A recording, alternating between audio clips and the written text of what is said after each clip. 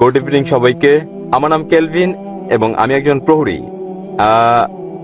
আজ আমি এখানে এসেছি কারণ আমার 6টি সন্দেহ রয়েছে, যেগুলো আমি বিশ্বাস করি যদি আমি এগুলো সঠিক জবাব পাই, আমি প্রস্তুত আছি ধর্মান্তরিত হতে এবং ইসলাম কবুল করতে।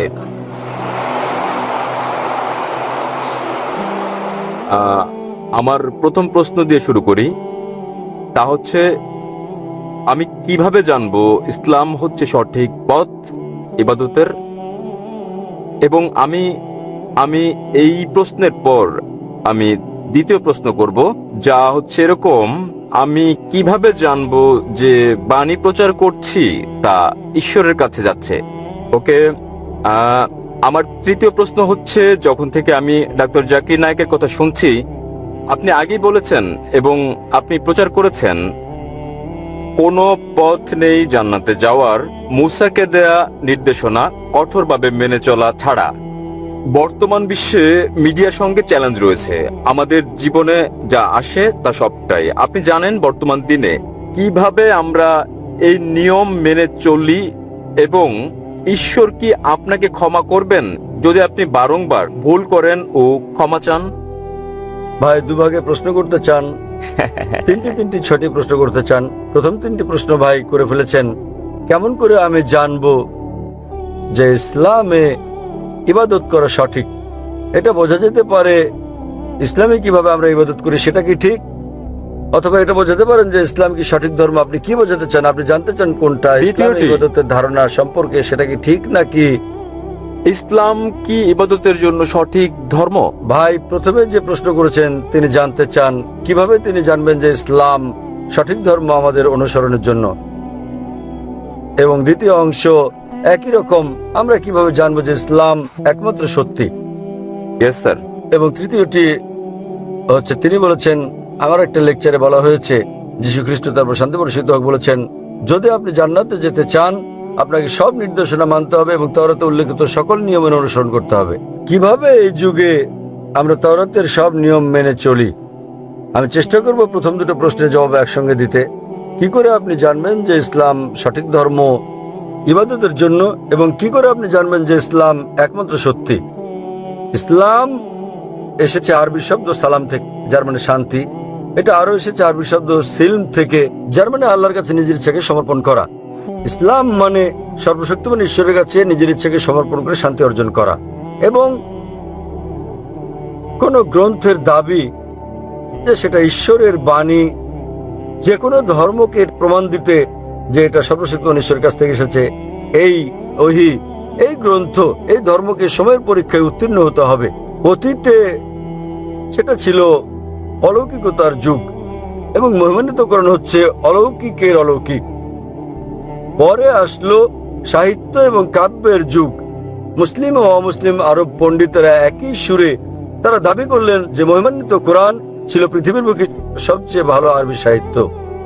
তবে বর্তমানে যদি কোনো ধর্মগ্রন্থ কাব্যিক ঢঙে বলে যে পৃথিবী সমতল, আধুনিক দুনিয়াকে তা গ্রহণ করবে? খুবই স্বাভাবিক না, কারণ বর্তমান হচ্ছে বিজ্ঞান ও প্রযুক্তির যুগ। তাহলে যদি আপনি এই পরীক্ষাটা করেন বিজ্ঞান ও প্রযুক্তির, বর্তমান সময়ে ধর্মগ্রন্থ সমূহের যেগুলো আমাদের কাছে আছে, বিশ্বের বিভিন্ন ধর্মের সকল ধর্মগ্রন্থ পরীক্ষায় ফেল করেছে কোরআন ছাড়া। লেকচার দিয়েছি কোরআন ও আধুনিক বিজ্ঞান সাংঘর্ষিক নাকি সামঞ্জস্যপূর্ণ বিষয়ের উপর। আমার সময় এখানে হবে না প্রশ্নোত্তর পর্বে সম্পূর্ণ লেকচার দেওয়ার, তবে আমি উল্লেখ করতে চাই অ্যালবার্ট আইনস্টাইন বলেছেন, প্রখ্যাত বিজ্ঞানী ও নোবেল পুরস্কার বিজয়ী, যে ধর্ম ছাড়া বিজ্ঞান পঙ্গু এবং ধর্ম বিজ্ঞান ছাড়া অন্ধ। আমি আপনাদের মনে করিয়ে দিচ্ছি, মহিমান্বিত কোরআন কোনো বিজ্ঞানের গ্রন্থ নয়, SCIENCE, বরং এটা একটা নিদর্শনের গ্রন্থ, SIGNS, এবং এতে 6000-এর বেশি নিদর্শন রয়েছে। মহিমান্বিত কোরআনে 6000-এর বেশি আয়াত আছে, যার মধ্যে 1000-এর বেশি আয়াত বিজ্ঞান নিয়ে বলেছে। যদি আপনি তুলনা করেন বৈজ্ঞানিক সত্যগুলো যা আমরা জানতে পেরেছি, আমরা দেখতে পাই যে বিজ্ঞান যা সম্প্রতি আবিষ্কার করেছে, হতে পারে 50 বছর আগে, 100 বছর আগে, 200 বছর আগে, 400 বছর আগে, মহিমান্বিত কোরআন তা উল্লেখ করেছে 1400 বছর আগে। কোরআনে বিশ্ব সৃষ্টি সম্পর্কে বলা হয়েছে সূরা আম্বিয়া অধ্যায় নম্বর 21 আয়াত নম্বর 30-এ যা বিগ ব্যাং সম্পর্কে বিজ্ঞানীরা জেনেছেন কিছুদিন আগে, তারা 50 বছর আগে আবিষ্কার করেছেন, তা কোরআনে উল্লেখ করা হয়েছে 1400 বছর আগে। আমরা জেনেছি যে পৃথিবী বর্তুলাকার যখন 1577 সালে স্যার ফ্রান্সিস ড্রেক জাহাজে করে পৃথিবী ভ্রমণ করেন। পবিত্র কোরআন বলছে সূরা নাজিয়াত অধ্যায় নম্বর 79 আয়াত নম্বর 30-এ, আমি পৃথিবীকে ডিম্বাকৃতি বানিয়েছি। والأرض بعد ذلك دحاها। উট পাখির ডিমের কথা বলা হয়েছে এবং আমরা জানি উট পাখির ডিম ডিম্বাকৃতি হয়। আমরা আগে ভাবতাম যে চাঁদের আলো তার নিজস্ব আলো। সম্প্রতি জানতে পেরেছি 100 বছর আগে, 200 বছর আগে, 300 বছর আগে যে চাঁদের আলো প্রতিফলিত আলো তার নিজস্ব আলো নয়। এ কথা কোরআনে উল্লেখ করা হয়েছে 1400 বছর আগে সূরা ফুরকান অধ্যায় নম্বর 25 আয়াত নম্বর 61-তে। তাহলে কে এসব তথ্য কোরআনে উল্লেখ করতে পারেন যা আমরা সম্প্রতি জানতে পেরেছি? আগে যখন আমি পড়তাম স্কুলে, আমি শিখেছিলাম যে সূর্য ঘুরে কিন্তু আবর্তিত হয় না এর নিজ অক্ষে। কোরআনে উল্লেখ আছে সূরা আম্বিয়া অধ্যায় 21 আয়াত নম্বর 33, সূর্য ঘোরার পাশাপাশি নিজ অক্ষে আবর্তনও করে। আজ বিজ্ঞান জানতে পেরেছে যে সূর্য ঘোরে, এছাড়াও নিজ অক্ষে আবর্তন করে, যা কোরআনে উল্লেখ করা হয়েছে 1400 বছর আগে। এভাবে কোরআনে বলা হয়েছে উদ্ভিদ সম্পর্কে, জীব সম্পর্কে, প্রাণী সম্পর্কে, ভ্রূণবিদ্যা সম্পর্কে, জিন সম্পর্কে। এসব আমরা সম্প্রতি জেনেছি বিজ্ঞানে 50 বছর আগে, 100 বছর আগে, 300 বছর আগে, 500 বছর আগে। তাই যদি আপনি আজ বিজ্ঞানের এই পরীক্ষা চালান সকল ধর্মগ্রন্থের উপর, কেবল যে ধর্মগ্রন্থটি এতে উত্তীর্ণ হবে সেটি হচ্ছে পবিত্র কোরআন। আজও বিজ্ঞান এতটা অগ্রসর হতে পারেনি যে তারা সবকিছু জেনে ফেলেছে। তাই আমি লোকজনকে বলি, যদি আপনারা কোরআনকে বিশ্লেষণ করেন, আমরা জানতে পারি প্রায় 80% যা কোরআনে বিজ্ঞান সম্পর্কে বলা হয়েছে, আজ বিজ্ঞান নিশ্চিত করেছে যে এটা পুরোপুরি সঠিক। হতে পারে 20%-এর মতো অস্পষ্ট, না সঠিক না ভুল। তাই আমার যুক্তি বলছে যখন 80% পুরোপুরি সঠিক, বাকি 20%ও ইনশাল্লাহ সঠিক হবে। তাই এটা একটা যৌক্তিক বিশ্বাস। কোরআনে এরকম একটা তো নেই যেটা বৈজ্ঞানিক গবেষণায় ভুল প্রমাণিত হয়েছে। কোনো হাইপোথিসিস থাকতে পারে যা কোরআনের সঙ্গে সঙ্গতিপূর্ণ নয়, কিন্তু কোরআনে এরকম একটি আয়াত নেই যা কোনো বৈজ্ঞানিক গবেষণায় ভুল প্রমাণিত হয়েছে। তাই এর উপর ভিত্তি করে যদি আপনি এই পরীক্ষা চালান যে কোনো ধর্মগ্রন্থে, কেবল যে ধর্মগ্রন্থটি এই পরীক্ষায় উত্তীর্ণ হয় তা হচ্ছে ইসলাম ও কোরআন। আমি প্রস্তুতি শুরু করেছিলাম কোরআনের একটা আয়াত পাঠ করে সূরা ইসরা থেকে অধ্যায় নম্বর 17 আয়াত 81, যাতে বলা হয়েছে وقل جاء الحق وزهق الباطل إن الباطل كان زهوقا। বলো সত্য এসে গেছে এবং মিথ্যা বিলুপ্ত হয়ে গেছে। আসলে মিথ্যা তার প্রকৃতিগত কারণে বিলুপ্ত হবে।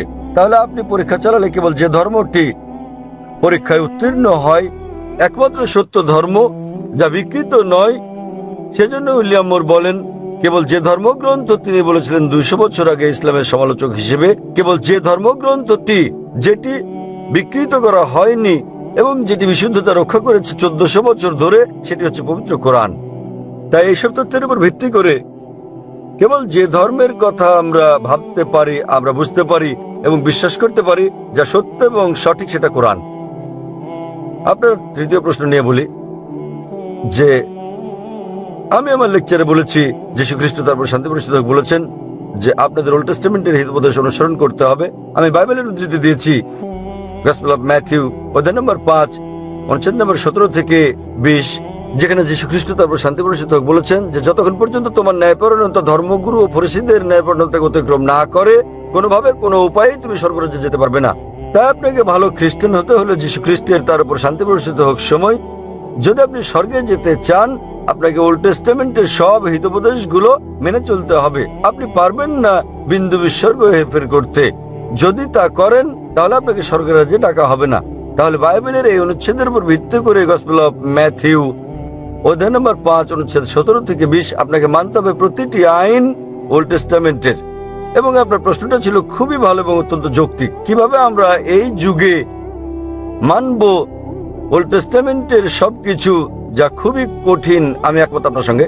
সে কারণে যীশু খ্রিস্ট তারপর শান্তি পরিষদ আরো বলেন গসপেল অফ জন অধ্যায় নম্বর 16 অনুচ্ছেদ 12 থেকে 14, তিনি বলেন তোমাদেরকে আমার অনেক কথা বলার আছে, কিন্তু এখন তোমরা তা সহ্য করতে পারবে না। যখন সত্যের আত্মা আসবেন, তিনি তোমাদের সত্যের দিকে নিয়ে যাবেন। তিনি নিজে থেকে কিছু বলবেন না, তিনি যা শুনবেন তাই বলবেন। তিনি আমাকে গৌরবান্বিত করবেন। এখানে যীশু খ্রিস্ট, তার উপর শান্তি বর্ষিত হোক, ভবিষ্যৎবাণী করেছেন সর্বশেষ ও চূড়ান্ত পয়গম্বর, সর্বশেষ ও চূড়ান্ত নবী মুহাম্মদ সাল্লাল্লাহু আলাইহি সাল্লামের। অর্থাৎ যখন তিনি আসবেন, তিনি তোমাদের সব সত্যের দিকে নিয়ে যাবেন। তার মানে যীশু খ্রিস্ট, তার উপর শান্তি বর্ষিত হোক, জানতেন বাইবেলে যা বর্ণিত আছে তা সবকিছু অনুসরণ করা যাবে না। পরবর্তীকালে হতে পারে কয়েক শতাব্দী পর, সেজন্য তিনি বলেছেন যখন সত্যের আত্মা আসবেন, তিনি তোমাদের সত্যের দিকে নিয়ে যাবেন। নবী মুহাম্মদ সাল্লাল্লাহু আলাইহি সাল্লাম সম্পর্কে বলেছেন। তাই শেষ সময়ে হতে পারে অনুসরণ করা সম্ভব ছিল উল্লেখিত বিধিনিষেধগুলো ওল্ড টেস্টামেন্টের এবং নিউ টেস্টামেন্টের। কিন্তু যীশু খ্রিস্ট, তার উপর শান্তি বর্ষিত হোক, বলেছেন যখন সর্বশেষ ও চূড়ান্ত নবী মুহাম্মদ সাল্লাল্লাহু আলাইহি সাল্লাম আসবেন, তোমরা তাকে মেনে চলবে। তাই আজও একজন ভালো খ্রিস্টান হতে হলে এক ঈশ্বরে বিশ্বাস করা ছাড়াও নবী মুহাম্মদ সাল্লাল্লাহু আলাইহি সাল্লামকে বিশ্বাস করতে হবে।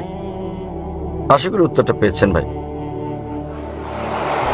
এবারে আপনার অপর প্রশ্ন। অপর প্রশ্নটি আসছে খ্রিস্টান পটভূমিতে একটি খ্রিস্টান পরিবার থেকে। কিভাবে আমি আমার পরিবারের সঙ্গে মিশবো যদি আমি ইসলামে দীক্ষিত হই, এবং দুটি ভিন্ন বিশ্বাস নিয়ে একই কম্পাউন্ডে কিভাবে থাকবো? ভাই, আপনি প্রশ্ন করলেন যে যদি আমি ইসলাম কবুল করি তাহলে কিভাবে আমার পরিবারের সঙ্গে মিশবো দুটো ভিন্ন বিশ্বাস নিয়ে। ভাই, আপনি জানেন কিছুটা ওল্ড টেস্টামেন্টের মতো, কিছুটা নিউ টেস্টামেন্টের মতো। তথাপিও আপনি একজন খ্রিস্টান, আপনি ওল্ড টেস্টামেন্টের নিয়ম পালন করতে পারেন নিউ টেস্টামেন্ট আসার পরেও। ওল্ড টেস্টামেন্ট ও নিউ টেস্টামেন্টের মতো কিছু থাকলে লাস্ট টেস্টামেন্টও আছে। মহিমান্বিত কোরআন সর্বশক্তিমান ঈশ্বরের লাস্ট টেস্টামেন্ট, এবং এই মহিমান্বিত কোরআনে একজন নবীও বাদ যাননি যাদের নাম বাইবেলে উল্লেখ আছে। ইসলামে আমাদের সকল নবীকে বিশ্বাস করতে হয় যারা আগে এসেছেন, এবং তাদের সংখ্যা 25 জনের কম হবে না যাদের নাম কোরআনে উল্লেখ আছে, এবং তাদের সকলের নবী মুহাম্মদ সাল্লাল্লাহু আলাইহি ওয়াসাল্লাম ব্যতীত এবং তাদের দুজন ব্যতীত তাদের কথা বাইবেলে উল্লেখ আছে। তাই আমাদের সম্মান দেখাতে হবে সর্বশক্তিমান ঈশ্বরের সকল নবীকে। এবং আমাদের প্রিয় নবী মুহাম্মদ সাল্লাল্লাহু আলাইহি ওয়াসাল্লাম বলেছেন সর্বশক্তিমান আল্লাহ পৃথিবীতে 1,24,000 পয়গম্বর পাঠিয়েছেন। তাই যদি আপনি মুসলিম হন, আপনার কোন নবীকে অসম্মান করতে হবে না যাদের নাম বাইবেলে উল্লেখ করা হয়েছে। প্রকৃতপক্ষে তাদেরকে আপনার বলতে হবে যীশু খ্রিস্ট, তার উপর শান্তি বর্ষিত হোক, যা বলেছেন আমি তা পুরোপুরি মেনে চলছি। অন্য খ্রিস্টানরা কি করে তারা অনুসরণ করছে, হতে পারে 80%, হতে পারে 90, হতে পারে 50%। তাদেরকে আপনার বলা উচিত গসপেল অফ জনের 16 নম্বর অধ্যায়ের 12 থেকে 14 অনুচ্ছেদে যা বলা হয়েছে, তোমাদেরকে আমার অনেক কিছু বলার আছে, কিন্তু এখন তোমরা তা সহ্য করতে পারবে না। যখন সত্যের আত্মা আসবেন, তিনি তোমাদের সব সত্যের দিকে নিয়ে যাবেন। তাহলে আমি যীশু খ্রিস্টকে, তার উপর শান্তি বর্ষিত হোক, অনুসরণ করছি তথাকথিত অন্যান্য খ্রিস্টানদের চেয়ে। তাই যদি আপনি মুসলিম হন, আপনি খ্রিস্টানদের চেয়েও ভালো খ্রিস্টান হয়ে যাবেন। আশা করি প্রশ্নের উত্তর পেয়েছেন। হ্যাঁ। আপনার পঞ্চম প্রশ্নটি কি? আমার সব প্রশ্ন শেষ হয়ে গেছে। আপনার সব প্রশ্নের উত্তর আপনি পেয়ে গেছেন? হ্যাঁ, পেয়েছি। তাহলে ধন্যবাদ। ইসলাম সম্পর্কে আপনার মনোভাব ইতিবাচক? ইসলাম ধর্মের ব্যাপারে আমার মনোভাব ইতিবাচক এবং আমি ইসলাম গ্রহণে প্রস্তুত। আপনি কি বিশ্বাস করেন ঈশ্বর একজন? দুঃখিত, বুঝতে আপনি পারিনি। কি বিশ্বাস করেন ঈশ্বর একজন? আমি বিশ্বাস করি ঈশ্বর একজন। আপনি কি বিশ্বাস করেন যীশু খ্রিস্ট, তারপর শান্তি বর্ষিত হোক ঈশ্বর? আমি বিশ্বাস করি যীশু খ্রিস্ট পয়গম্বর ছিলেন। মাশাআল্লাহ। আপনি কি বিশ্বাস করেন নবী মুহাম্মদ সাল্লাল্লাহু আলাইহি ওয়াসাল্লাম সর্বশেষ ও চূড়ান্ত পয়গম্বর? আমি বিশ্বাস করি মহানবী মুহাম্মদ শেষ এবং চূড়ান্ত পয়গম্বর মাশাআল্লাহ। ছিলেন। ভাই, কেউ কি আপনাকে ইসলাম গ্রহণ করতে বাধ্য করছে? আমি গ্রহণ করতে প্রস্তুত। কেউ কি আপনাকে ইসলাম গ্রহণে বাধ্য করেছে? না, আমাকে কেউ বাধ্য করছে না, এটা একেবারে- আমার সিদ্ধান্ত। একেবারে আমি নিজের নিজে ইচ্ছায়। সিদ্ধান্ত তার নিচ্ছি, মানে আপনি নিজের ইচ্ছায় ইসলাম ধর্ম গ্রহণ করছেন? একেবারে আমার অন্তর থেকে। কারণ কাউকে জোর করে ইসলামে দীক্ষিত করা আমাদের ধর্মে নিষিদ্ধ। এমনকি বিশ্বের বেশিরভাগ দেশের আইনও এটা নিষিদ্ধ। তাহলে আপনি স্বেচ্ছায় কবুল করছেন ইসলাম? ইনশাল্লাহ আমি সম্পূর্ণ স্বেচ্ছায় ইসলাম গ্রহণ করছি। আমি আরবিতে বলবো এবং ইনশাল্লাহ শুনে শুনে আপনি বলবেন। আশহাদু আশহাদু আল্লাহ আল্লাহ ইলাহা ইল্লাহা ইল্লাল্লাহ ইল্লাল্লাহ ওয়া আশহাদু ওয়া আশহাদু আন্না আন্না মুহাম্মাদান মুহাম্মাদান আবদুহু আবদুহু ওয়া রাসূলুহু। ওয়া রাসূলুহু। আমি সাক্ষ্য দিচ্ছি আমি সাক্ষ্য দিচ্ছি আমি সাক্ষ্য দিচ্ছি যে যে কোনো ইলা নেই কোনো ইলাহ নেই আল্লাহ ছাড়া, আল্লাহ ছাড়া, এবং এবং মুহাম্মদ মুহাম্মদ হচ্ছেন হচ্ছেন পয়গম্বর পয়গম্বর এবং আল্লাহর বান্দা। এবং আল্লাহর বান্দা। মাশাআল্লাহ, আপনি মুসলিম হয়ে গেছেন। ধন্যবাদ। এবং আমি আল্লাহ সুবহানাহু ওয়া তাআলার কাছে প্রার্থনা করি তিনি যেন আপনাকে পথ দেখান এবং তিনি আপনাকে সাহায্য করেন আপনার পরিবারকে শান্তির ধর্মে দীক্ষিত হতে। এবং আমি আল্লাহ সুবহানাহু ওয়া তাআলার কাছে প্রার্থনা করি তিনি যেন আপনাকে উত্তম পুরস্কার দেন এই দুনিয়ায় এবং একই রকম পরকালে। আলহামদুলিল্লাহ, আমিন। এবার আমরা পরের প্রশ্নটি নেব বাম দিকের ভাইয়ের মাইক থেকে। Hello, good evening. আমি জোশুয়া, ফিলিপাইনের নাগরিক। এবং তার আগে আমি জানাতে চাই, শত শত বছর আগে ফিলিপাইনের বেশিরভাগ ছিল মুসলিম এবং স্পেনীয়রে আসার আগে। এখন আমরা বেশিরভাগই খ্রিস্টান, বেশিরভাগ ক্যাথলিক। আমাদের দেশে অনেক অনেক ধর্ম আছে, অনেক অনেক ধাঁচের খ্রিস্টান ধর্ম, এবং তাদের বেশিরভাগের দাবি যে যদি তুমি ধর্ম অনুসরণ করো, যদি তুমি তাদের সঙ্গে যোগ দাও, তোমার ভালো একটা সুযোগ আছে নিরাপদে স্বর্গে যাওয়ার। এবং আমি একজন ক্যাথলিক, যদিও আমি মনে করি ধর্ম কেবল একটি গাইড, সেটা ধর্ম নয় যা আপনাকে বাঁচাতে পারে। আমার ধারণা আপনি নিজেকে রক্ষা করতে পারেন যদি আপনি ভালো কাজ করেন, যে ধর্মই আপনি পালন করুন না কেন। তাই আমার প্রশ্ন, ইসলাম কি এসব ধর্মের মতোই একই রকম দাবি করে একক সত্য ধর্ম হওয়ার, যে যদি আপনি ইসলাম কবুল করেন আপনার একটা ভালো সুযোগ আছে স্বর্গে যাওয়ার? এটা হচ্ছে আমার প্রথম প্রশ্ন। এবং দ্বিতীয়টি হচ্ছে, দ্বিতীয় প্রশ্ন যাওয়ার আগেই আমি বুঝতে পেরেছি যে ইসলাম হচ্ছে সব শান্তির জন্য এবং ন্যায়পরায়ণতা। এখানে এসে নয়, অনেক বছর আগে থেকেই ভেবেছি এবং এর জন্য আমি দুঃখিত। এবং আমি সত্যিকারেই কৃতজ্ঞ। এবং আমি কৃতজ্ঞ আরব আমিরাতের প্রতি, বিশেষ করে দুবাই এবং এর সব নেতাদের, আমাদেরকে স্বাধীনতা দেওয়ার জন্য, এখানে শান্তিতে বসবাসের সুযোগ দেওয়ার এবং আমাদের ধর্ম অনুশীলনের, তাতে আপনি হন খ্রিস্টান, বৌদ্ধ, হিন্দু। আমি ধন্যবাদ জানাই আপনাকে। এবং আমার ধারণা দুবাই, আরব আমিরাত হচ্ছে 1 নম্বর দৃষ্টান্ত শান্তির এবং ঐক্যের, যেখানে সব জাতিগোষ্ঠী ধর্ম এক হয়ে যায়, কাজ করে শান্তি ও সম্প্রীতিতে, একই সঙ্গে একত্রে। আপনাকে ধন্যবাদ। তাই আমি বলতে চাই, ঈশ্বর আরব আমিরাতের ভালো করুন এবং এর সব নেতাদের। ঈশ্বর ইসলামের ভালো করুন। ঈশ্বর ভালো করুন খ্রিস্ট ধর্মের। ঈশ্বর মঙ্গল করুন বৌদ্ধ ধর্মের, হিন্দু ধর্মের এবং বিশ্বের অন্য সব ধর্মের। ঈশ্বর আপনাদের সকলের মঙ্গল করুন এবং আমাদের সকলকে শান্তি দিন। তাই আমার দ্বিতীয় প্রশ্ন হচ্ছে, দুঃখিত, আমি বলতে চাই জিহাদ সম্পর্কে। ভাই, এটা প্রশ্নোত্তরের সময়। সাধারণত একটি প্রশ্ন 2 বা 3টি বাক্যের মধ্যে হয়। যদি আপনি 2-3টি বাক্যের বেশি বলেন তা হয়ে যায় লেকচার। আমরা বলতে চাই কেবল, না, দুঃখিত, আমি অমুসলিম ভাই বোনদের অনুরোধ করি, এটা প্রশ্নোত্তরের সময়, লেকচারের সময় নয়। লেকচারের জন্য ইনশাআল্লাহ পর্ব শেষ হলে আমরা মজলিসে বসতে পারি, অতিথি কক্ষে, এবং আমরা কথা বলতে পারি। আমি কিছু মনে করি না। তবে এখানে মাশাআল্লাহ হাজার হাজার মানুষ, তাই আসুন আমরা সময়ের মূল্য দিই। ওকে ভাই প্রশ্ন করেছেন, আমি কেবল বলতে চাই, আপনার যদি কোনো প্রশ্ন থাকে প্লিজ। হ্যাঁ, কেবল একটি প্রশ্ন, একটি 2 বা 3টি বাক্যে। ভাই, আমি মূলত জানতে চাই আসলে জিহাদ কি। কারণ আমি টেলিভিশনে অনেক দেখেছি কিছু কিছু ব্যক্তি জিহাদ করে বেশ ক্ষতিকর পন্থায়। তাহলে আসলে ইসলামে জিহাদ মানে কি এবং এ ব্যাপারে আপনার সুস্পষ্ট মত কি? আমি অমুসলিমদের অনুরোধ করব যে আপনারা একবারে একটি প্রশ্নই করবেন। দ্বিতীয় প্রশ্নের জন্য অন্যান্য মুসলিমদের পেছনে যান, আপনাদের যেতে হবে না পুরো লাইনের পেছনে। কারণ আপনারা জানেন গতকাল অনেক অমুসলিম প্রশ্ন করতে পারেননি।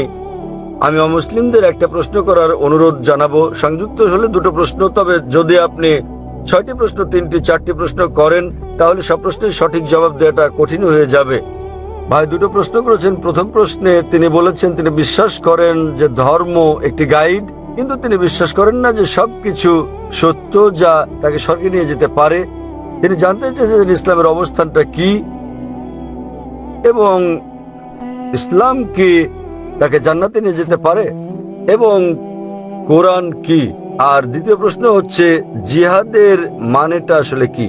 প্রথম প্রশ্নের জবাবে বলছি, যদি আপনি বিশ্বাস করেন বাইবেল একটা গাইড, যদি ধরা হয় আপনি কোথাও পরীক্ষা দিচ্ছেন, হতে পারে ব্যাচেলার্স ডিগ্রি, অনেক সময় প্রতিটি বিষয়ের একটি করে গাইড থাকে, আপনি কি সেই গাইড অনুসরণ করবেন যা পুরনো এডিশনের, নাকি সেই গাইড যা সর্বশেষ এডিশনের?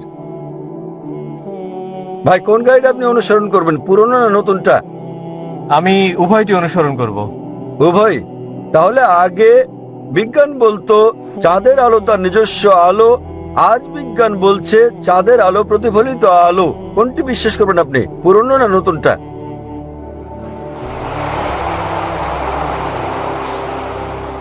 ভাই আপনি ফিলিপাইনের লোক, আমি ভেবেছিলাম ফিলিপিনোরা জ্ঞানী মানুষ। আপনি কোনটা মানবেন, পুরনো না নতুন? আগে মানুষ মনে করতো পৃথিবী চ্যাপ্টা, তারা প্রয়োজন না হলে দূরে যেত না, পড়ে যাবে বলে। আজ বিজ্ঞান বলছে পৃথিবী ডিম্বাকৃতির। আপনি কোনটা বিশ্বাস করবেন, চ্যাপ্টা না ডিম্বাকৃতি? ও ভাই কোনটা? আসলে আমি নতুনটি অনুসরণ করব। যদি পুরনোটা সঠিক হয় কোনো সমস্যা নেই। অনেক সময় কিছু জিনিস আছে যার পুরনোটাই সঠিক, তাই যদি আপনি দুটো তুলনা করেন, যদি আপনি অভিন্নতা পান, পুরনোটার অংশ বিশেষ নিতে পারেন এবং নতুনটা পুরোপুরি মানবেন। তবে আপনাকে যাচাই করতে হবে নতুনটা সঠিক কি না। ভাইয়ের আগের প্রশ্ন অনুযায়ী কিভাবে আপনি জানবেন এই গাইডটি সত্য বলছে? আমি আপনাকে বলবো বর্তমানে বিজ্ঞানের সহায়তায় আমরা প্রমাণ করতে পারি কেবলমাত্র একটি ধর্মগ্রন্থ যেটি 100% সঠিক এবং প্রতিষ্ঠিত বৈজ্ঞানিক তথ্যের সঙ্গে মিল রয়েছে, এটা হচ্ছে কোরআন। তাই এর উপর ভিত্তি করে যদি আপনি ভুল গাইড অনুসরণ করেন, নাও হতে পারেন আপনি পরীক্ষায় সফল। এই দুনিয়া ভাই পরকালের জন্য একটা পরীক্ষা। আল্লাহ কোরআনে বলেছেন সূরা মুলক অধ্যায় নম্বর 67 আয়াত নম্বর 2, अल्लज़ी खलक़ल मौता वल हयाता।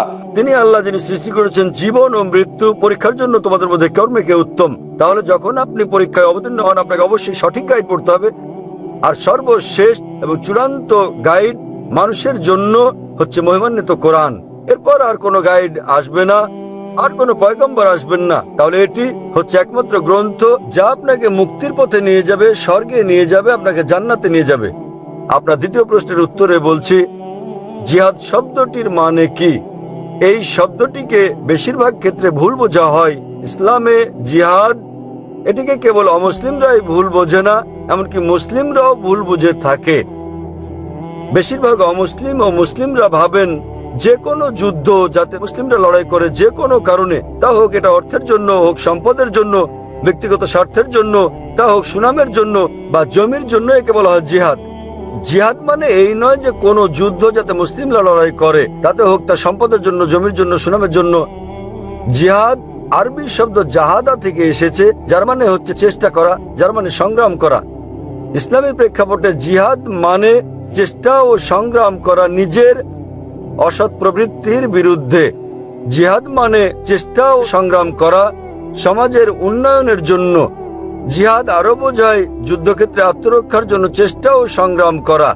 জিহাদ দিয়ে আরো বোঝায় জুলুমের বিরুদ্ধে চেষ্টা ও সংগ্রাম করা। জিহাদ মূলত চেষ্টা ও সংগ্রাম। উদাহরণস্বরূপ, যদি একজন ছাত্র পরীক্ষায় পাশের জন্য চেষ্টা ও সংগ্রাম করে, আরবিতে আমরা বলবো সে জিহাদ করছে। অনেক মানুষেরই ভুল ধারণা রয়েছে যে জিহাদ শুধুমাত্র করতে পারে মুসলিমরাই। কোরআনে অন্তত দুটো আয়াতে বলা হয়েছে যে এমনকি অমুসলিমরাও জিহাদ করতে পারে। আল্লাহ কোরআনে বলেছেন সূরা লুকমান অধ্যায় নম্বর 31 আয়াত 14, আমি মানুষকে তার পিতামাতার সঙ্গে সদ্ব্যবহার করার নির্দেশ দিয়েছি। তার মা কষ্টের পর কষ্ট সহ্য করে তাকে গর্ভে ধারণ ও জন্ম দিয়েছে। পরের আয়াত সূরা লুকমান অধ্যায় 31 আয়াত নম্বর 15 বলা হয়েছে, তবে যদি তোমাদের পিতামাতা জিহাদ করে, চেষ্টা ও সংগ্রাম করে আল্লাহ ছাড়া আর কারো উপাসনা করার জন্য যার সম্পর্কে তোমার কোনো জ্ঞান নেই, তাহলে তাদের মান্য করো না, কিন্তু তথাপিও তাদের সাথে ভালোবাসা ও মমতার সঙ্গে বসবাস করো। কোরআনে একই কথা আবারও বলা হয়েছে সূরা আনকাবুত অধ্যায় নম্বর 29 আয়াত নম্বর 8, যে আল্লাহ বলেছেন, আমি মানুষকে তাদের পিতামাতার প্রতি সদয় হওয়ার নির্দেশ দিয়েছি, তবে যদি তাদের পিতামাতা জিহাদ করে, চেষ্টা ও সংগ্রাম করে আল্লাহ ছাড়া অন্য কারো উপাসনা করার জন্য, তবে তাদের মান্য করবে না। এখানে আল্লাহ অমুসলিম পিতামাতার ব্যাপারে বলেছেন, যারা তাদের সন্তানদের শিরক করতে বাধ্য করছে সর্বশক্তিমান আল্লাহ ছাড়া অন্য কারো উপাসনা করতে। তাই এখানে আল্লাহ বলেছেন অমুসলিম পিতামাতারা জিহাদ করছে, তবে এই জিহাদ ফিসাবিলিল্লাহ শয়তান। আমাদের মুসলিমদের যা করা উচিত তা হচ্ছে জিহাদ ফিসাবিলিল্লাহ। সুতরাং যে কোনো কারণে জিহাদ শব্দটি ব্যবহার করা হোক না কেন, এটা সাধারণভাবে ব্যবহৃত হয় এবং বোঝায় যে এটি জিহাদ ফিসাবিলিল্লাহ যদি অন্য কিছু না থাকে।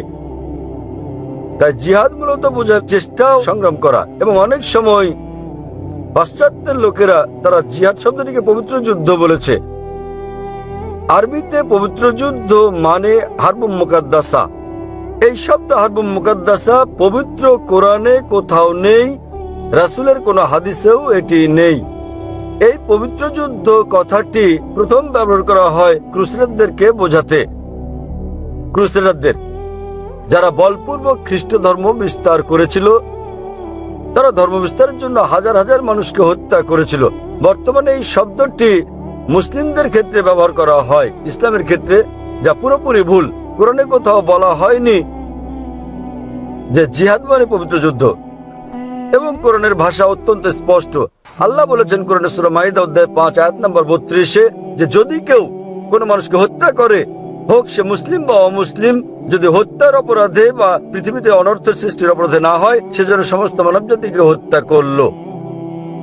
পৃথিবীতে এমন কোন ধর্মগ্রন্থ নেই যাতে বলা হয়েছে তুমি যদি একজন মানুষকে হত্যা করো তাহলে সমগ্র মানব জাতিকে হত্যা করলে, এবং তুমি যদি একজন মানুষকে বাঁচাও তাহলে তুমি সমগ্র মানব জাতিকে বাঁচালে।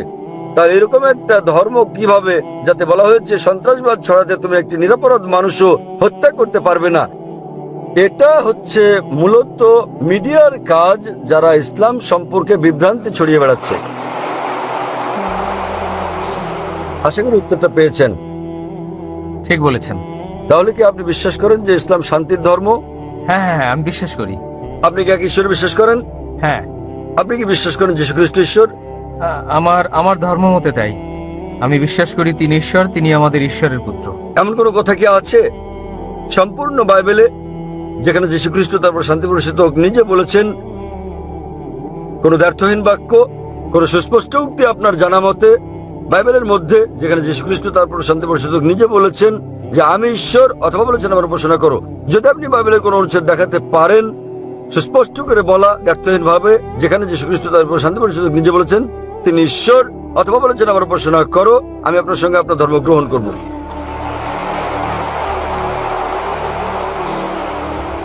ভাই, আপনি কি পারবেন বাইবেল থেকে একটা দ্ব্যর্থহীন উক্তি বের করে দেখাতে আমাকে, যেখানে যীশু খ্রিস্ট, তারপর শান্তি প্রতিষ্ঠিত হোক, নিজে বলেছেন যে তিনি ঈশ্বর? কেবল একটি, দুটি নয়। আমি একজন ছাত্র বাইবেলের। ভাই, আপনি কি বাইবেল পড়েছেন? আমি সত্যি বলতে চাই, আমি বাইবেল বিষয়ে সচেতন নন। তো কিভাবে আপনি আপনার ধর্ম অনুসরণ করছেন যেখানে আপনি বাইবেলই পড়েননি? আমি পড়েছি বাইবেল, এবং আমি আপনাকে বলছি একটিও দ্ব্যর্থহীন বাক্য খুঁজে পাবেন না সম্পূর্ণ বাইবেলে যেখানে যীশু খ্রিস্ট বা ইসলাম নিজে বলেছেন তিনি ঈশ্বর কিংবা তার উপাসনা করতে। আপনি বাইবেল পড়ে দেখবেন যীশু খ্রিস্ট বা ইসলাম নিজে বলেছেন, এটা উল্লেখ আছে গসপেল অফ জন অধ্যায় নম্বর 14 অনুচ্ছেদ নম্বর 28। তিনি বলেছেন আমার পিতা আমার চেয়ে মহান। গসপেল অফ জন অধ্যায় নম্বর 10 অনুচ্ছেদ নম্বর 29। আমার পিতা সবার চেয়ে মহান। গসপেল অফ ম্যাথিউ অধ্যায় নম্বর 12 অনুচ্ছেদ নম্বর 28। আমি শয়তানকে তাড়িয়ে দেই ঈশ্বরের আত্মার সাহায্যে। গসপেল অফ লুক অধ্যায় নম্বর 11 অনুচ্ছেদ নম্বর 20। আমি ঈশ্বরের আত্মার সাহায্যে শয়তানকে তাড়িয়ে দেই। গসপেল অফ জন অধ্যায় নম্বর 5 অনুচ্ছেদ নম্বর 30। আমি নিজে নিজে কিছু করতে পারি না, আমি যেমন শুনি তেমন বিচার করি, আর আমার বিচার সঠিক। আমি আমার ইচ্ছা পূরণ করি না, বরং আমার পিতার ইচ্ছা পূরণ করি। যে কেউ যদি বলে যে আমি আমার ইচ্ছা পূরণ করি না, বরং সর্বশক্তিমান ঈশ্বরের ইচ্ছা পূরণ করি, সে মুসলিম। যীশু খ্রিস্ট সাল্লাল্লাহু ছিলেন একজন মুসলিম। এটা পরিষ্কার উল্লেখ আছে বুক অফ অ্যাক্টস অধ্যায় নম্বর 2 অনুচ্ছেদ নম্বর 22। হে ইসরায়েলগণ, শোনো, এই নাজারেতের যিশু ঈশ্বর মনোনীত ব্যক্তি তোমাদের মধ্যে হতে বিস্ময় মুজিজা ও নিদর্শন সহ যা ঈশ্বর তাকে দিয়ে করেন, তোমরা তার সাক্ষী। ঈশ্বর মনোনীত ব্যক্তি তোমাদের মধ্যে হতে ঈশ্বর নন। তোমাদের মধ্যে ঈশ্বর মনোনীত ব্যক্তি বিস্ময় মুজিজা ও নিদর্শন সহ যা ঈশ্বর তাকে দিয়ে করেন এবং তোমরা তার সাক্ষী। তাহলে যখন এটা বাইবেলে পরিষ্কার ভাবে উল্লেখ আছে যীশু খ্রিস্ট ভাই সাল্লাল্লাহু আলাইহি ওয়াসাল্লাম ছিলেন ঈশ্বরের একজন পয়গম্বর, কিন্তু ঈশ্বর নন, তাহলে কিভাবে আপনারা বিশ্বাস করেন তিনি ঈশ্বর? কারণ এটা হচ্ছে আমাদের ধর্মের শিক্ষা। কেউ আপনাকে শিখিয়েছেন? যদি কেউ আপনাকে শেখায় 2 + 2 = 5, আপনি কি তা বিশ্বাস করবেন? হ্যাঁ কি না? না না না, এখন আমি আপনাকে অনেকগুলো উদ্ধৃতি দিচ্ছি বাইবেল থেকে, আপনার কি ধারণা আমি মিথ্যে বলছি? হতে পারে। হতে পারে। তাহলে আমি আপনাকে অনুরোধ করব, আপনি বাড়িতে যান এবং এই সবগুলো রেফারেন্স পরীক্ষা করুন। গসপেল অফ জন অধ্যায় 14 অনুচ্ছেদ নম্বর 28, গসপেল অফ জন অধ্যায় 10 অনুচ্ছেদ নম্বর 29, গসপেল অফ ম্যাথিউ অধ্যায় 12 অনুচ্ছেদ 28, গসপেল অফ লুক অধ্যায় 11 অনুচ্ছেদ 20, গসপেল অফ জন অধ্যায় 5 অনুচ্ছেদ 30। এবং আপনি আমার ডিভিডি নিয়ে যান, বিষয় ইসলাম ও খ্রিস্ট ধর্মের মধ্যে সাদৃশ্য সমূহ, ভুরি ভুরি রেফারেন্স রয়েছে সেখানে, যা প্রমাণ করে যে যীশু খ্রিস্ট তারপর শান্তি পরিষদক নিজে বলেছেন যে তোমরা অনুসরণ করো শেষ পয়গম্বর নবী মুহাম্মদ সাল্লাল্লাহু আলাইহি সাল্লামকে, এবং ইনশাআল্লাহ আপনি আরো ভালো খ্রিস্টান হবেন। আমি বিশ্বাস করি যে আমরা মুসলিমরা খ্রিস্টানদের চেয়েও ভালো খ্রিস্টান, কেননা আমরা যীশু খ্রিস্টের তারপর শান্তি পরিষদক সত্যিকারের শিক্ষা বিষয় অনুসরণ করি তথাকথিত খ্রিস্টানদের চেয়ে।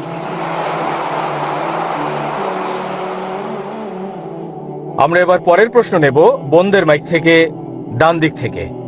আসসালামু আলাইকুম। এখানে একজন বোন রয়েছেন, তিনি ফিলিপিনো এবং তিনি শাহাদা পাঠ করতে চান, তবে তিনি বলেছেন কোনো প্রশ্ন করবেন না, তিনি nervous. Okay okay, thank you.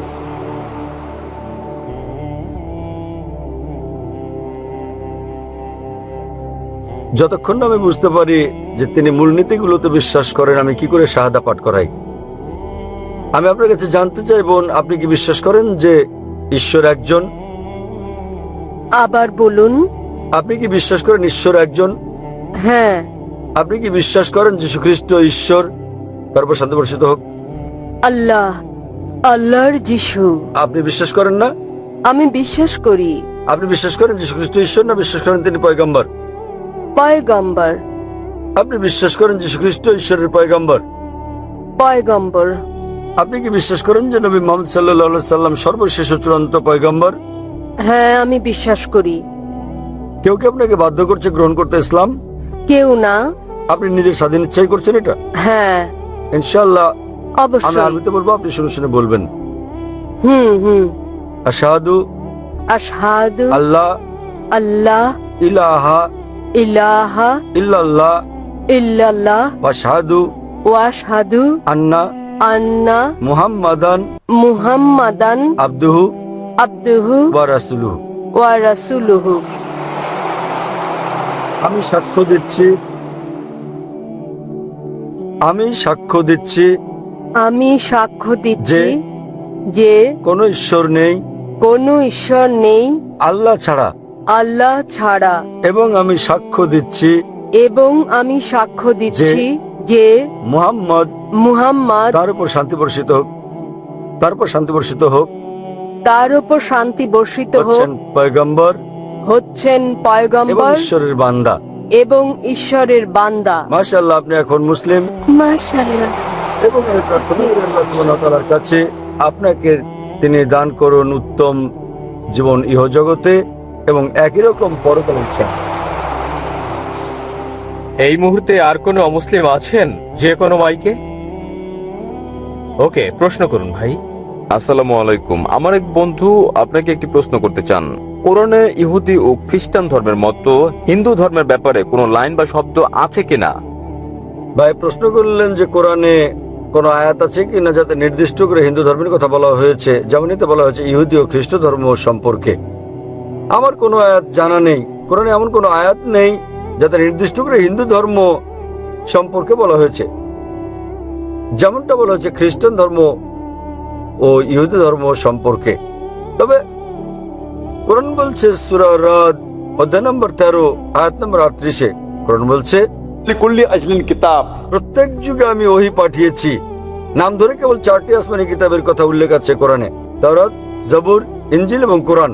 তাওরাত হচ্ছে সেই ওহী যা মুসা আলাইহিস সালামকে দেওয়া হয়েছে, জবুর হচ্ছে সেই ওহী যা দাউদ আলাইহিস সালামের উপর নাজিল করা হয়েছিল, ইনজিল হচ্ছে সেই ওহী যা ঈসা আলাইহিস সালামের উপর নাজিল করা হয়েছিল, এবং কোরআন হচ্ছে সেই ওহী যা নবী মুহাম্মদ সাল্লাল্লাহু আলাইহি সাল্লামের উপর নাজিল হয়েছে। তবে এই 4খানা কিতাব ছাড়া আরো গ্রন্থ অনেক এসেছে, উদাহরণস্বরূপ সুফে ইব্রাহিম, যদি আপনি আমাকে প্রশ্ন করেন বেদকে কি আপনি ঈশ্বরের বাণী বলে বিবেচনা করেন, আমি বলবো আমি জানি না।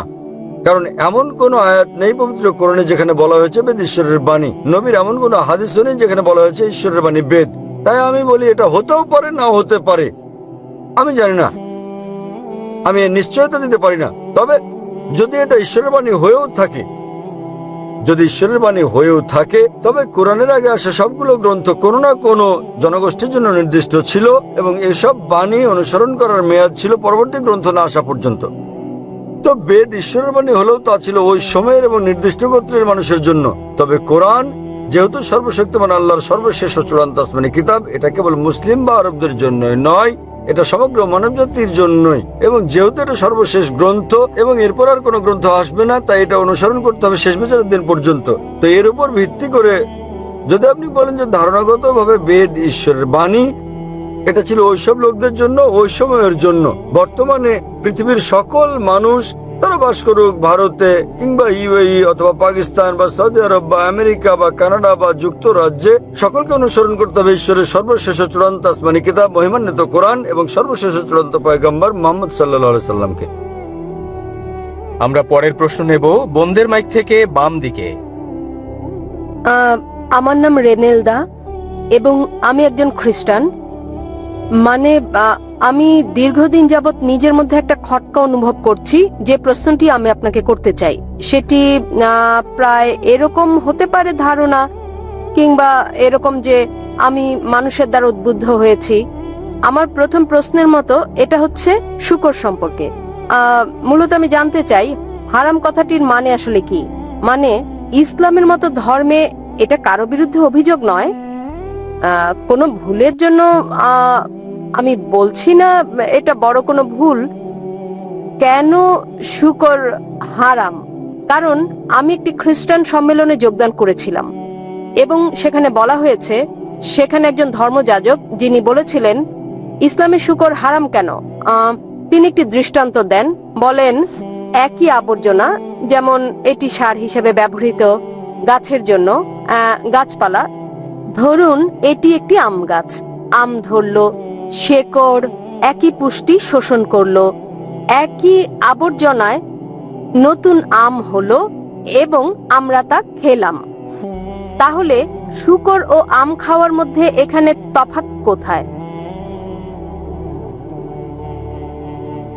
বোন একটা প্রশ্ন করলেন যে হারাম কথাটির মানে কি এবং শুকর কেন হারাম ইসলামে। আর তিনি যাজকের দৃষ্টান্ত দিয়েছেন, একজন খ্রিস্টান যাজক, যিনি বলেছেন যে সার যা হচ্ছে ময়লা আবর্জনা গাছ শোষণ করে, গাছ বড় হয়, আম ধরে এবং আমরা সে আম খাই। বলার চেষ্টা করা হয়েছে যে যদি আমরা বর্জ্য খাই শুকরের, এটা কারোর জন্য ভালো হতে পারে, আবার কারোর জন্য ভালো নাও হতে পারে। এখানে যেটা বোঝাতে চাওয়া হয়েছে, তাই ইসলামে এটা হারাম কিন্তু খ্রিস্ট ধর্মে হালাল। বোন, প্রথমে আপনাকে আমি হারাম কথাটির মানে বলবো। মানে নিষিদ্ধ, মানে বারণ আছে। ইসলামে হারাম মানে হচ্ছে নিষিদ্ধ, তার মানে বারণ আছে। আমি প্রথমে আপনার যাজকের প্রশ্নের জবাব দেবো, পরে আমি আসল কারণটা বলবো কেন শুকর হারাম। যাজক দৃষ্টান্ত দিয়েছেন যে সার, ধরুন ময়লা আবর্জনা গাছের জন্য ভালো এবং গাছ বড় হয়, তারপর যখন আম ধরে এবং আমরা সেই আম খাই। বলার চেষ্টা করা হয়েছে যে হতে পারে এটা হারাম মুসলিমদের জন্য, তবে খ্রিস্টানদের জন্য ভালো। যদি আপনি তুলনা করেন সার যা মানুষের জন্য আবর্জনা, তা গাছের জন্য ভালো হতে পারে, কারণ গাছপালা ও মানুষ দুটো ভিন্ন জীব, তারা এক নয়, তারা ভিন্ন। কিন্তু ইসলাম ও খ্রিস্ট ধর্মের মানব জাতি একই। আপনারা ভিন্ন ধর্ম পালন করতে পারেন, কিন্তু যা এক মানুষের জন্য ভালো, স্বাভাবিকভাবে তা অন্য মানুষের জন্য ভালো, যদি না তার নির্দিষ্ট কোনো সমস্যা থাকে। উদাহরণস্বরূপ, যদি তার ডায়াবেটিস থাকে, চিনি তখন তার জন্য ভালো নাও হতে পারে, কিন্তু স্বাভাবিক অবস্থায় চিনি ভালো, এটা আপনাকে দেয় শক্তি। যদি তার কোনো সমস্যা থাকে তাহলে সেটা তার জন্য উপকারী নাও হতে পারে। কিন্তু সাধারণ মানুষের আওতায় যতদূর আসে, সব মানুষের ক্ষেত্রে ভালো মন্দের ব্যাপারটা একই রকম। সুতরাং আপনি এই দৃষ্টান্ত দিতে পারেন না সার কারোর জন্য ভালো, কারোর জন্য ভালো নয়। আমাদের যা করতে হবে, আমাদেরকে গাইডের কাছে যেতে হবে। গাইড আমাদের কি বলে, এবং আমরা বিশ্লেষণ করার চেষ্টা করব গাইড আমাদের কি বলে। খ্রিস্ট ধর্মের গাইড হচ্ছে বাইবেল, ইসলামের গাইড হচ্ছে কোরআন। যখন আমরা কোরআন পড়ি অন্তত 4টি ভিন্ন জায়গায় যেখানে কোরআন বলছে শুকর খাওয়া নিষিদ্ধ। আল্লাহ কোরআনে বলেছেন সূরা বাকারা অধ্যায় নম্বর 2 আয়াত নম্বর 173, সূরা মাইদা অধ্যায় 5 আয়াত নম্বর 3, সূরা আনাম অধ্যায় 6 আয়াত নম্বর 145 এবং সূরা নাহল অধ্যায় 16 আয়াত নম্বর 115। حرمت عليكم الميتة والدم ولحم الخنزير وما أهل لغير الله به। তোমাদের জন্য নিষিদ্ধ করা হয়েছে মৃত মাংস, রক্ত, শূকরের মাংস এবং আল্লাহর নাম ব্যতীত অন্য কারো নামে উৎসর্গ করা খাদ্য। তাহলে এখানে কোরআনে বলা হচ্ছে 4টির কম জায়গায় নয় যে শূকরের মাংস খাওয়া পোর্ক নিষিদ্ধ। অনুরূপভাবে আপনি যদি বাইবেল পড়েন, বাইবেলের অন্তত 3টি জায়গায় বলা হয়েছে শূকরের মাংস খাওয়া নিষিদ্ধ। বাইবেলে বলা হয়েছে বুক অফ লেভিটিকাস অধ্যায় নম্বর 11 অনুচ্ছেদ 7 ও 8, তোমরা শূকরের মাংস খাবে না, না এর দেহ স্পর্শ করবে, এটা তোমাদের জন্য হালাল নয়। একই বার্তা দেওয়া হয়েছে বুক অফ ডিউটেরোনমিতে অধ্যায় নম্বর 14 অনুচ্ছেদ 8, শূকরের খুর বিভক্ত নয় এবং একে তোমরা বেছে নিও না এবং এটা তোমাদের জন্য হালাল নয়। একই কথা বলা হয়েছে বুক অফ আইজায়া অধ্যায় 65 অনুচ্ছেদ 2 থেকে 5, তোমরা শূকরের মাংস খেও না। তাহলে বাইবেলে অন্তত 3টি ভিন্ন জায়গায় বলা হয়েছে যে তোমরা শূকরের মাংস খাবে না। এবং যীশু খ্রিস্ট তারপর শান্তি প্রসাদক বলেছেন গসপেল অফ ম্যাথিউ অধ্যায় নম্বর 5 অনুচ্ছেদ 7 থেকে 20, ভেবো না যে আমি নিয়ম ভাঙতে বা নবীদের ধ্বংস করতে এসেছি, আমি ধ্বংস করতে আসিনি বরং পূর্ণ করতে এসেছি। কেউ যদি একটি হিতোপদেশ ভঙ্গ করে তাকে স্বর্গরাজ্যে ডাকা হবে না। তার মানে যদি আপনি ওল্ড টেস্টামেন্টের একটি নিয়ম বিন্দু পরিমাণও ভঙ্গ করেন আপনি জান্নাতে প্রবেশ করবেন না। তাই একজন খ্রিস্টান হিসেবে যদি আপনি বাইবেল বিশ্বাস করেন তাহলে শূকরের মাংস খাওয়া আপনার জন্য নিষিদ্ধ, আপনার জন্য বারণ, আপনার জন্য হারাম। যদি আপনি মুসলিম হন, যদি আপনি কোরআন বিশ্বাস করেন, এটা নিষিদ্ধ। যদি আপনি বাইবেল কিংবা কোরআন বিশ্বাস না করেন, আসুন বিশ্লেষণ করে দেখি আজকালকার কারণ যুক্তি ও বিজ্ঞান শূকরের মাংস সম্পর্কে কি বলে। আজকালকার বিজ্ঞান আমাদেরকে বলছে যে আপনি শূকরের মাংস খেলে সম্ভাবনা আছে যে অন্তত আপনার 70টি রোগ হতে পারে। আপনার গুণাকৃমি হতে পারে, আপনার কেচকৃমি হতে পারে, যেটা সবচেয়ে বিপজ্জনক অন্যান্য সব রোগের মধ্যে সেটা হচ্ছে ফিতাকৃমি। একে বলে টিনিয়া সোলিয়াম এবং এটি থাকে পরিপাক তন্ত্রে আর এটি খুবই লম্বা। যদি আপনি খুব ভালো করে সিদ্ধ করেন ডিম, টিনিয়া সোলিয়ামের ওভা তখনও মরে না এবং পরিপাক নালী থেকে এটা রক্তের মধ্য দিয়ে শরীরের প্রায় সব অঙ্গেই যেতে পারে। এটি চোখে ঢুকে অন্ধ করে দিতে পারে চোখ, হৃৎপিণ্ডে ঢুকে হার্ট অ্যাটাক ঘটাতে পারে, এটি মস্তিষ্কে ঢুকে মস্তিষ্ক অকেজো করে দিতে পারে। এবং যখন আপনি বুঝতে পারবেন যে আপনি এই রোগে আক্রান্ত, ততক্ষণে দেখবেন আপনার অপূরণীয় ক্ষতি হয়ে গেছে। অধিকন্তু বর্তমান বিজ্ঞান আমাদের বলছে যখন আপনি শূকরের মাংস খান দেখবেন তাতে চর্বির উপাদান বেশি রয়েছে, বরং কম রয়েছে মাংসপেশি করার উপাদান। সেই কারণেই শূকরের মাংস যারা নিয়মিত খায় তাদের বেশিরভাগেরই ভুঁড়ি বড়, তারা মোটা সোটা। বর্তমান বিজ্ঞান আমাদের বলছে যে শূকরের মাংস খেলে তাদের বেশি সম্ভাবনা থাকে অ্যাথেরোক্লোসিস হওয়ার। অ্যাথেরোক্লোসিস আজকাল বিজ্ঞান আমাদের বলছে যে যদি আপনি নিয়মিত শূকরের মাংস খান আপনার উচ্চ রক্তচাপ হতে পারে। সেজন্য বর্তমানে 50%-এর বেশি আমেরিকান তারা উচ্চ রক্তচাপে ভুগছে, কারণ তাদের বেশিরভাগই শূকর খায়। বর্তমান বিজ্ঞান এটা বলছে যে পৃথিবীর বুকে সবচেয়ে নোংরা প্রাণীর অন্যতম হচ্ছে শূকর। যেখানে আপনি ময়লা আবর্জনা দেখবেন সেখানে শূকর দেখতে পাবেন। বর্তমান বিজ্ঞান এও বলছে যে শূকর পৃথিবীর সবচেয়ে নির্লজ্জ প্রাণীগুলোর অন্যতম। শূকর বর্তমানে পৃথিবীর বুকে সবচেয়ে নির্লজ্জ প্রাণীগুলোর অন্যতম প্রাণী। এরা উপভোগ করে এটা দেখে যে স্বামী স্ত্রীকে, নিজ সহচরকে বন্ধুর সঙ্গে যৌনাচারে দেখে। পাশ্চাত্যের দেশগুলোতে আমরা ডান্স পার্টি দেখতে পাই। ডান্স পার্টির পর স্ত্রী বদল করে নেয় তারা। তুমি আমার স্ত্রীর সঙ্গে ঘুমাবে, আমি তোমার স্ত্রীর সঙ্গে ঘুমাবো। আপনি এটাকে ভদ্রতা ভাববেন? এবং একটা বৈজ্ঞানিক বিষয় আছে যে শূকর খেলে শূকরের মতো আচরণ করে থাকে।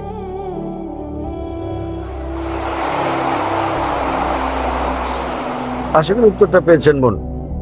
হ্যাঁ, ভেরি গুড। আমার পরের প্রশ্ন হচ্ছে প্রসাদ ও চরণামৃত সম্পর্কে, যা মন্দিরে দেয়া হয়। আমি জানতে চাই এটা কতটা ভিন্ন যখন মুসলিমরা হজে যায় তারা খেজুর ও জমজমের পানি নিয়ে আসে, তাহলে মুসলিমদের কেন প্রসাদ বা চরণামৃত গ্রহণ বন্ধ করতে হবে? তফাৎ বোন কোথায়? একটা ভালো প্রশ্ন করেছেন। তিনি বললেন যখন হিন্দুরা মন্দিরে যায় তাদের প্রসাদ দেওয়া হয়, যখন মুসলিমরা হজে যায় হজ থেকে ফিরে মুসলিমরা খেজুর দেয়, তফাৎ কি? তফাৎটা হচ্ছে যে প্রসাদ খাদ্য যা দেবতাকে উৎসর্গ করা হয় হিন্দু ধর্মে।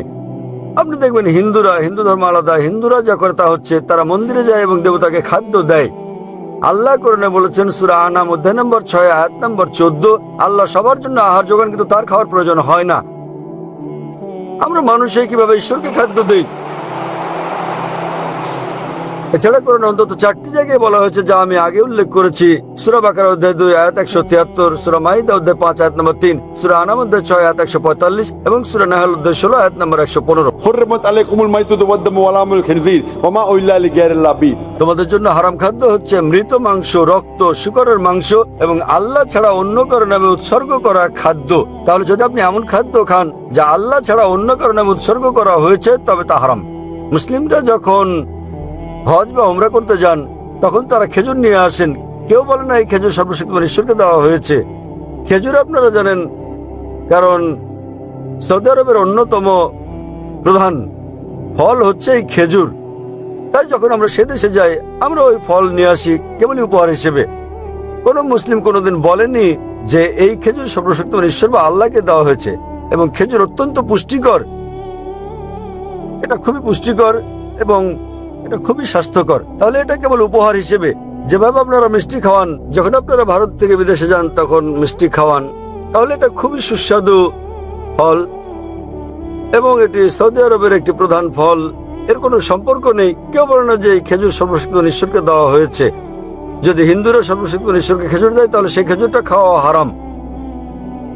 যদি হিন্দুদের কেউ সর্বশক্তিমান ঈশ্বরকে এই খেজুর দেয় তাহলে সেই খেজুরটা খাওয়া আমাদের জন্য হারাম।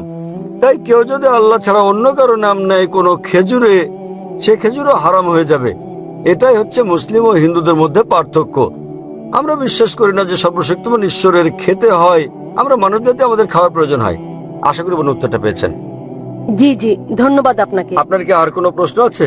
হ্যাঁ হ্যাঁ, আমার পরের প্রশ্ন হচ্ছে, বোন সবচেয়ে গুরুত্বপূর্ণ প্রশ্নটা করুন, আর একটা সবচেয়ে গুরুত্বপূর্ণ প্রশ্ন করবেন। এটা হচ্ছে মূলত সন্দেহ সমকামিতায়। ইসলামে কি এটা নিষিদ্ধ এবং কেন তাহলে? কারণ আমার মত, গত 5 বছরে আমি অনেক সমকামীর সঙ্গে থেকেছি। এটা হচ্ছে, আমি বলছি তাদের অনুভূতি আছে যা তাদের সমলিঙ্গের জন্য, অথবা যাই হোক না কেন, এটা খুবই সত্যি। আমি বলতে চাই এটা সেরকম টান যা আমরা অনুভব করি, হতে পারে তা আমাদের স্বামীদের জন্য অথবা অন্য যার জন্যই হোক। যদি এটা ভুল হয় তাহলে কেন ভুল? বোন প্রশ্ন করলেন যে সমকামিতার ব্যাপারে কি বলে ইসলাম, এবং যদি এটা ভুল হয় তাহলে কেন এটা ভুল। আল্লাহ কোরআনে বলেছেন সূরা ইসরা অধ্যায় নম্বর 17 আয়াত নম্বর 32, ব্যভিচারের কাছেও তোমরা যেও না, কেননা ব্যভিচার হচ্ছে সব মন্দ কাজের মন্দ সূচনা।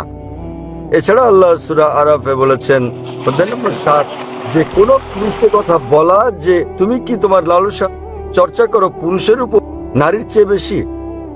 তার মানে সমকামিতা হচ্ছে নিষিদ্ধ ইসলামে এবং কোরআনে, কারণ সর্বশক্তিমান ঈশ্বর মানুষ সৃষ্টি করেছেন।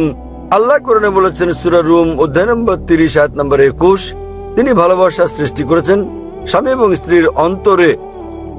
সর্বশক্তিমান ঈশ্বর মানুষকে এমন ভাবে তৈরি করেছেন যে তারা বিপরীত লিঙ্গকে ভালোবাসবে।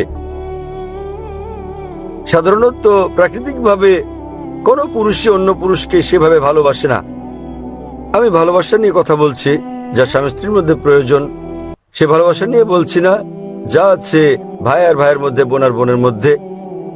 এ ব্যাপারে প্রাথমিক একটা গবেষণা হয় যাতে বলা হয় যে সমকামিতা হচ্ছে বংশগত। প্রশ্নোত্তরের সময় কেউ কেউ আমাকে জিজ্ঞেস করেন, আপনার মতো যেমন যদি সমকামিতা বংশগত হয় তাহলে মানুষকে কেন দোষ দেওয়া হবে? এটা তার পিতামাতা থেকে এসেছে, তাহলে তাকে দোষ দেওয়া হবে কেন? আপনার মতো বললে যদি কেউ কাউকে ভালোবাসে তাহলে পুরুষকে দোষ দেওয়া হবে কেন? আমি বলছি এটা হচ্ছে গবেষণা, এটা হচ্ছে একটা ধারণা। সত্য ঘটনা নয়। এবং পরে আমরা জানতে পারলাম যে এই ধারণাটা ছিল সম্পূর্ণ ভুল, এবং যিনি এই ধারণার প্রবক্তা ছিলেন তিনি নিজেও ছিলেন সমকামী। তাহলে সমকামিতা বংশগত নয়, এটা গড়ে ওঠে। বর্তমান বিজ্ঞান আমাদের বলে কিভাবে সমকামীরা গড়ে ওঠে। কারণ সর্বশক্তিমান ঈশ্বর যার অনুমতি দিয়েছেন, মানুষের জন্য যার অনুমতি আছে, আপনি বিয়ে করেন, নিকাহ করেন, আপনি পারেন স্ত্রী সহবাস করতে। এবং ইসলাম বলছে যখন স্ত্রী সহবাস করো, স্ত্রীর সঙ্গে সহবাস করো, সেটাও আল্লাহর ইবাদত। কারণ আপনি হারাম ঠেকাচ্ছেন, আপনি যাচ্ছেন না দাম্পত্য বন্ধনের বাইরে আপনার আকাঙ্ক্ষা মেটাতে। সেটাই তো ইসলাম। আজ বিজ্ঞান আমাদের বলছে, আজ গবেষণা আমাদের বলছে যে সেসব লোক যাদের দাম্পত্য সম্পর্কের বাইরেও অনেক জীবন সঙ্গী রয়েছে, তাদের সঙ্গে তুলনায় যাদের কেবলমাত্র আছে স্বামী এবং স্ত্রীর মধ্যে সম্পর্ক, তারা উপভোগ করে যৌন মিলন অন্যদের তুলনায় অনেক বেশি ভালো। এবং আজকাল যা ঘটছে, যখন আপনি এসব নিয়ে ক্লান্ত হয়ে পড়েন, আপনি পাশ্চাত্য দেশে যান, সেখানে রক্ষিত রয়েছে 5, 10, 20 কোনো সমস্যা নেই। আপনি শুরু করেন এরপর অস্বাভাবিক কাজ করতে। আর যখনই আপনি অস্বাভাবিক কাজ শুরু করেন, আপনি স্রষ্টার আইন অনুসরণ করছেন না এবং আপনি ভুল পথে আপনার কামনা চরিতার্থ করার চেষ্টা করেন। যখন আপনি ভুল পথে চলতে থাকেন, তখন আপনি যেতে থাকেন বাইরের দিকে অস্বাভাবিকতায়, এবং এভাবেই এক ব্যক্তি সমকামী হয়ে যায়। এটা বংশগত নয়, কারণ আপনি সীমার বাইরে চলে যান, যে সীমা দিয়েছেন সর্বশক্তিমান ঈশ্বর আপনাকে। আপনি অন্য জিনিস চেষ্টা করেন, আপনি অস্বাভাবিক জিনিস চেষ্টা করেন, এবং শেষ পর্যন্ত আপনি উপনীত হন এমন পর্যায়ে যা আপনি আর কখনো বিপরীত লিঙ্গের সঙ্গে মিলন উপভোগ করেন না, তাই আপনি সমলিঙ্গের সঙ্গে যৌনাচার করেন। তাহলে বলে এখানে তারা সর্বশক্তিমান ঈশ্বরের আইন ভঙ্গ করে এবং তারা অস্বাভাবিক কাজ করে, আর এভাবেই তারা মানসিকভাবে পরিণত হয় সমকামীতে। তাহলে স্বাভাবিকভাবে সর্বশক্তিমান ঈশ্বরের আইন ভঙ্গ করা সম্পূর্ণ ভুল, এবং এভাবেই একজন মানুষ হয়ে পড়ে সমকামী। তাই তাদেরকে বিশ্বাস করতে হবে যে ইসলাম সমকামিতা নিষেধ করে, এমনকি খ্রিস্ট ধর্ম সমকামিতা নিষেধ করে। বেশিরভাগ ধর্মই সমকামিতার বিরুদ্ধে। এখন পাশ্চাত্যের দেশেও বলা হচ্ছে গণতন্ত্রের কারণে বেশিরভাগ লোক যা বলে তাই জয়ী হয়ে যায়, সংখ্যাগরিষ্ঠতা জয় হয়। ইসলামে সংখ্যাগরিষ্ঠতা জয়ী হয় না, হক জয়ী হয়, সত্যের জয় হয়। আমার মনে পড়ে 1996 সালে যখন আমি কানাডায় গিয়েছিলাম, প্রথমবারের মতো লেকচার দিতে গিয়েছিলাম, কাগজের প্রথম পৃষ্ঠায় দেখলাম একজন পুরুষ আরেকজন পুরুষকে চুমু খাচ্ছে। এক পুরুষ আরেক পুরুষকে চুমু খাচ্ছে এবং বলছে তারা পরস্পরকে বিয়ে করেছে। বর্তমান পাশ্চাত্যে যদি আমি সমকামিতার বিপক্ষে বলি, সেটা অপরাধ হয়ে যাবে, সেটা অপরাধ। তাহলে আমরা যা বুঝলাম যে অতীতে সব দেশে সমকামিতা ছিল অপরাধ। পরে পাশ্চাত্যের কিছু দেশে, কানাডার মতো, এর প্রতি আইন অনুমোদন করা হয়। আজকাল বেশিরভাগ পশ্চিমা দেশে সমকামিতা হচ্ছে বৈধ। এমনকি ইন্ডিয়ার মতো একটা দেশ, যে দেশ থেকে আমি এসেছি, তারাও ভাবছে এটাকে বৈধতা দেওয়ার কথা। তাহলে আমরা যা বুঝি, যা সত্য তা সত্যই, সংখ্যাগরিষ্ঠতা জয়ী হয় না, যা ভুল তা ভুল। এবং ইসলামে আর বিশ্বের প্রধান বেশিরভাগ ধর্মেই সমকামিতা হচ্ছে একটা পাপ, একটা অপরাধ। এটা আপনাকে জান্নাতে নিয়ে যাবে না, জাহান্নামে নিয়ে যাবে। আশা করি উত্তরটা পেয়েছেন। ধন্যবাদ।